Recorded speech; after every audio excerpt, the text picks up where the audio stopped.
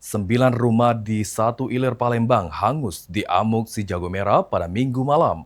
Angin kencang membuat api cepat membesar di permukaan padat penduduk tersebut.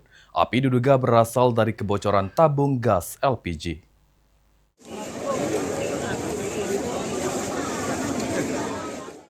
Api berkobar besar di permukiman padat penduduk yang berlokasi di Jalan Sultan Agung, Kelurahan Satu Ilir, Kecamatan Ilir Timur 2, Palembang pada Minggu malam. Dengan cepat api menghanguskan 9 rumah warga yang terbuat dari kayu, ditambah lagi hembusan angin kencang saat kebakaran terjadi. 2 jam kemudian api baru bisa dipadamkan setelah 12 unit mobil pemadam kebakaran dikerahkan ke lokasi.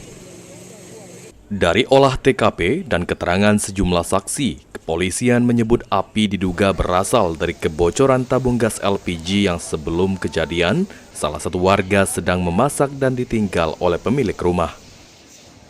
Untuk penyebab kebakaran awal diduga dari kompor dari dapur salah satu warga di belakang, kemudian karena angin kencang dan padatnya penduduk, kemudian rumah kayu sehingga api cepat menyebar.